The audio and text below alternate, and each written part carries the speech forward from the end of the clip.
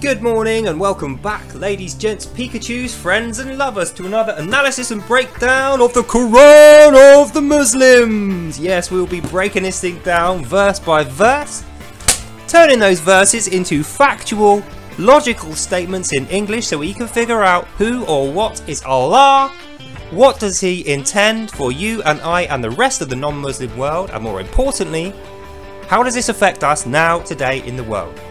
So before we get started, as I always do, I'm going to say now, if you have any doubts as to my factual accuracy or you wish to argue with any of the things I'm going to say or have said in the past, please, before you do that, buy and read one of these, the Quran of the Muslims, and you will find out, having done so, that every single word I'm saying here in my notes and to you now is 100% true and accurate of Allah's words in His Quran of the Muslims, and is what Muslims believe today.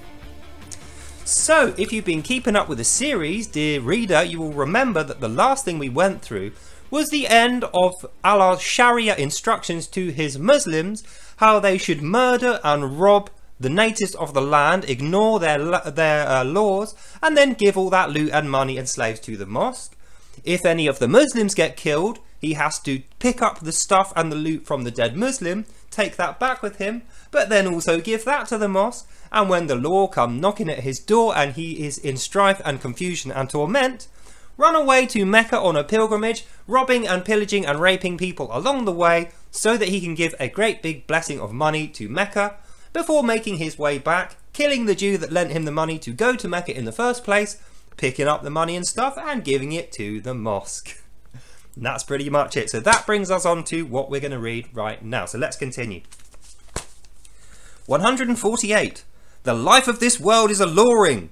Only to dirty non-believers though, they deride and insult our Quran worship, but never forget that Allah will punish them on the day of resurrection.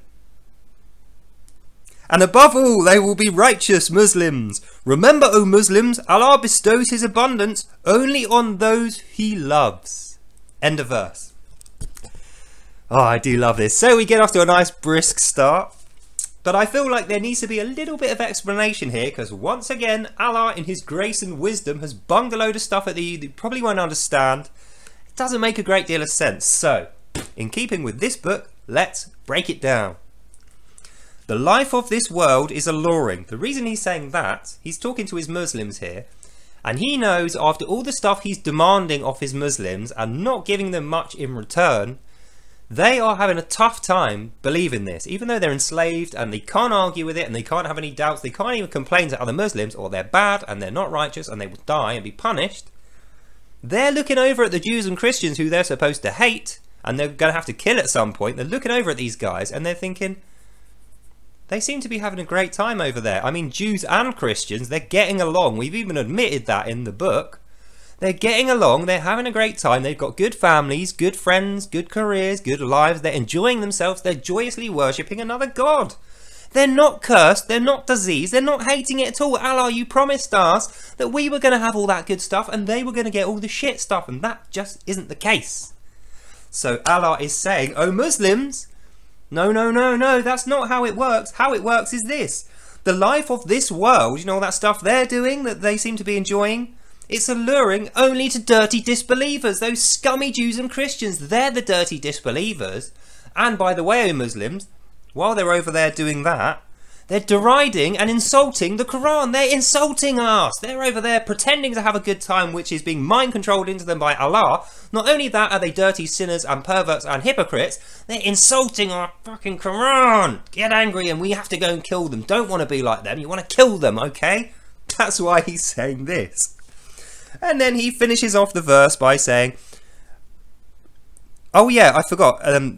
He says he will punish them on the day of resurrection, and above them all will be the righteous Muslims. Now, correct me if I'm wrong. To be resurrected, Allah, first you need to be dead. So, are you saying, Allah, that you're actually dead? Are you the God of the dead? Is that what you're saying here? Because that would be the only condition that you could be resurrected from. So the first thing is, because it's not well described here, we have to kind of infer and interpret this ourselves. Either Allah is the God of the dead and is actually a dead zombie, And on the day of resurrection, he's going to jump out the ground and be living again. And that's when he's going to punish all the non-believers after the genocidal end times prophecies completed by his Muslims. And then he's going to rise his righteous Muslims up above everyone. Or, which is what I think, he's actually referring to the resurrection of Jesus Christ. And he isn't going to be resurrected. And once again, we know Allah is talking out of his backside. But that's not expressly said in the text here, so I don't know. Allah knows. Allah wrote the book. If you don't believe me, read this. And then he goes on to say, remember, O Muslims, Allah bestows his abundance only on those who he did love. So the between the lines bit is, Allah is going to be resurrected after you genocide all the Jews and Christians. Then you're going to have a good time and have peace. And he's going to elevate you above the Jews and Christians who are going to be suffering in a bed of fire, O Muslims. So let's break that down. First of all, if he's going to punish them on the day of resurrection, that actually doesn't agree with the thing you said earlier, Allah, when you said you were going to come down from the heavens with a conga line train of your angels. Remember that? In this book here, last episode, you said, and I quote, Allah will come down from the heavens with a train of his angels. So if that is happening and you're coming down from the heaven with your train of angels, that means that you are not coming out the ground in resurrection.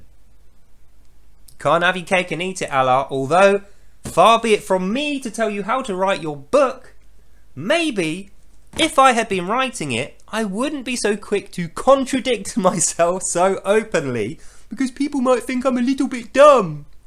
But you're the boss, you're Allah, you wrote the book, I didn't, I'm not Allah, you are. That's what you said. We'll carry on. 149. Mankind used to be a single one nation, and Allah sent messengers with tidings and warnings, with the Quran to judge between them. But those evil Jews and Christians messed it up and they didn't listen or become what Allah had decreed. Allah guided the Muslims to the hidden truth and made them different from the others. The others never saw his holy signs because Allah only guides his Muslims to the perfect path. End of verse. Oh, I love this. Right. This is why I've had to shoot this video like 10 times. So enjoy this. This took a lot of work. He starts off by saying, mankind used to be a single one nation, and Allah sent messengers with tidings and warnings with the Quran to judge between them. Now, why is he saying this when he's just finished off saying excuses why the Muslims shouldn't be jealous of the Jews and Christians in their happy life who are actually evil? So in the Muslim's head who's reading this, Allah knows that his Muslims are thinking, hang on a minute, even though we're not allowed to question you and we're not allowed to doubt you, and now you're just hand-waving that whole thing that you just said you're being resurrected and we're going to be above everyone as righteous Muslims, and you're going to give us abundance because you love us, because we're good and we're worshipping you enough. But it just doesn't seem fair that why are those guys even allowed to be alive, Allah? You said you were going to curse and disease and punish them, and they were going to be hating it. They were going to have all the shit stuff, and you said we were going to have all the good stuff. It doesn't make sense. It's not fair. Even though we can't say it in our heads, O Muslims, we are thinking, this fucking Allah guy, he's tricked us, he's screwing us over. So because Allah knows that that's what you're going to be thinking, Allah knows, because he knows exactly how to treat his slaves, which is what Muslims are, he starts off 149 by saying, but mankind used to be a single one nation. Back before the Jews and Christians arrived, everyone was just the same and we were all really happy. And we were so happy that Allah sent down messengers with tidings and blessings in the Quran so we could be even more happy. All we needed to do was read the Quran, accept it, and then we wouldn't have needed to have any holy war put up with these fucking Jews and Christians. But god damn it, we couldn't have that because those evil Jews and Christians didn't listen. They screwed it up. They wouldn't do what Allah said. We hate them and they fucking genocide them, brah. So Allah is literally to make excuses for the tripe that he has been feeding his people and the absolute contradictory fucking nonsense that we just went through in the last verse. Now his excuse for that is, well, Muslims, look at it like this. Before those guys turned up, everything was perfect already. It was almost like paradise already, just I hadn't given you the Quran yet, so I don't know how that happened. But everyone was a one nation. It was all just Muslims before the Quran. But those evil Jews and Christians bloody well cocked it up, and they're the problem. They're the reason it's all bad. Not me, not you, not the fact that I'm just making this all up as I go along. It's because of them. But the evil Jews and Christians cocked it up, wouldn't listen, didn't want to become what Allah had decreed. So if we break that down, Allah wants us to believe, he wants his Muslims to believe, at the beginning of time, Allah created everyone the same. A big one nation of Muslims, pre-Quran Muslims, and they were all really happy and it was all great.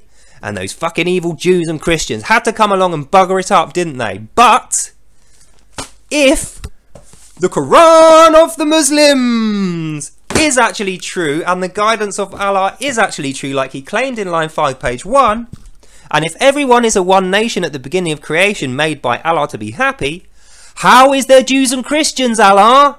If everyone's a one nation and happy and you're just sending them the Quran, there shouldn't be any fucking Jews and Christians to cock up your little paradisal arrangement. So either the one nation thing is a lie, which I think it actually is, or the one nation did happen, and what caused the evil Jews and Christians to arrive was you sending down your trite bullshit nonsense Quran, and half of them read it and went, this is fucking nonsense, I don't believe this, we're off, and they left. So either way you swing it, Allah, it doesn't make fucking sense. And that is the, you know, the kind of conclusion we're coming to here is Allah is so determined to brainwash his Muslims to blame everything on these evil Jews and Christians. He's so eager to create hate for these guys. He keeps forgetting that he's contradicting a thing he said 5 minutes ago.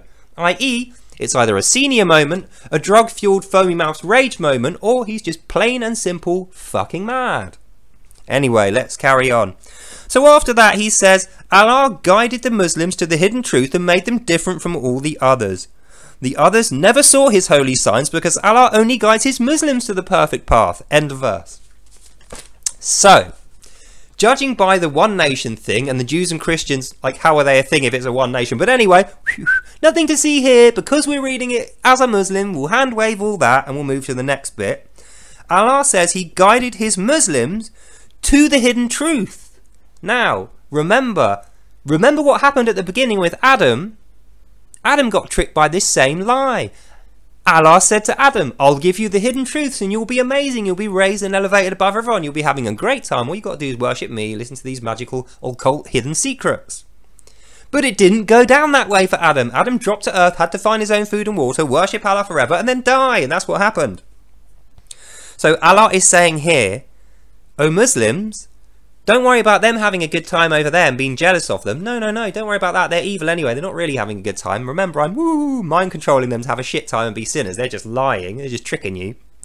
What's actually happening here, O Muslims, is I am guiding you to the hidden truth and I made you different from those guys. So when everyone was created, I created them to be a lower class of people. That's why we're killing and harassing them and bullying them and enslaving their wives and children and hating them.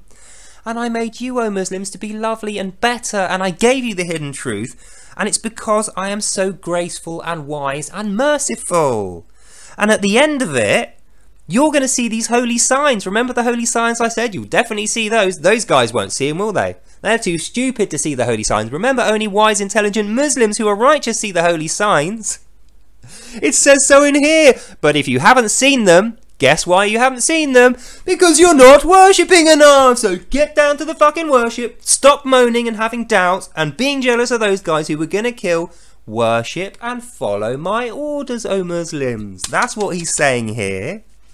And the last bit, Allah only guides his Muslims to the perfect path. Hang on a minute. You've just told me that those guys are having an alluring life and that the Muslims are jealous of them, and you've made excuses to your Muslims why they're not having as much fun as them.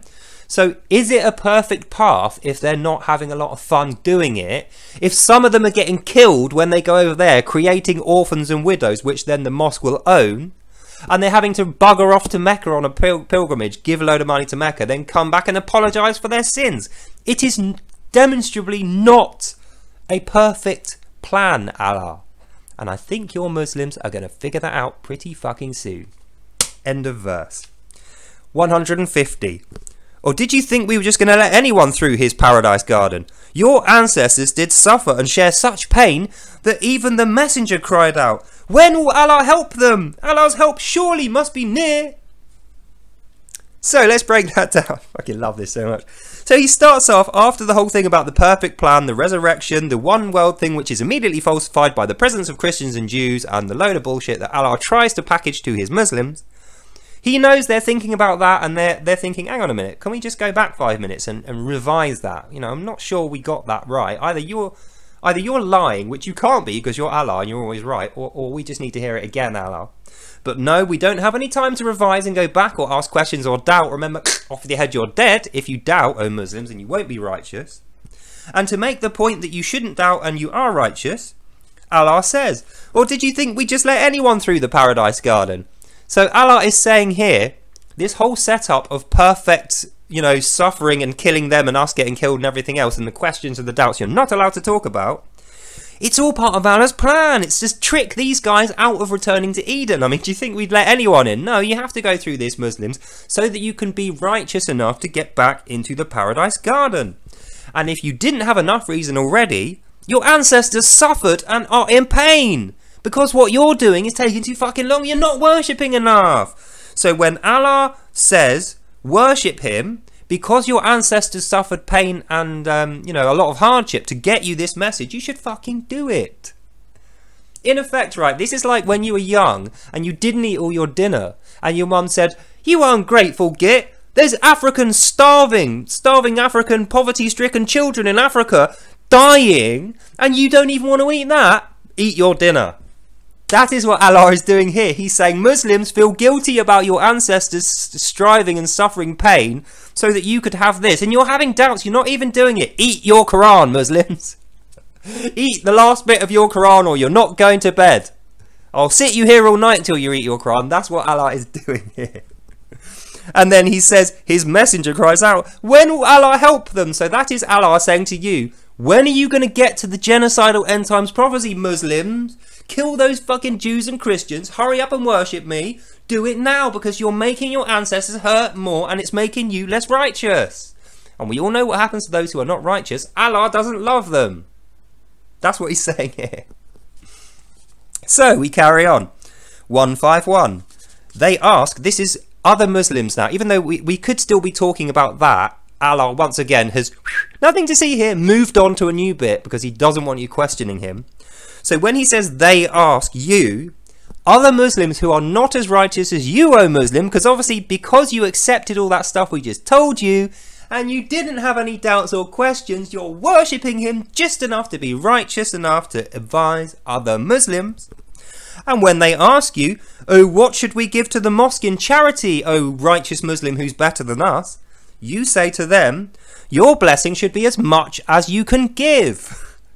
As much as you can spend, for it is only for the poor and needy orphans and widows. Allah will know all that ye do. So, let's break it down. They ask, what should we give to the mosque in charity? I.e., forget the questions that you were just about to ask me and carry on thinking about giving money to the mosque. How much money should we give to the mosque? Say, your blessing should be as much as you can spend. For it is only for these poor and needy orphans and widows over here. So if you don't give all your money to the mosque, you don't care about the needy orphans and widows, which means you're evil and not righteous, and you're not worshipping him enough. So get to the fucking worship and give the mosque your money. That's what he's saying here. And on a side point, actually, think back to the last 2 episodes.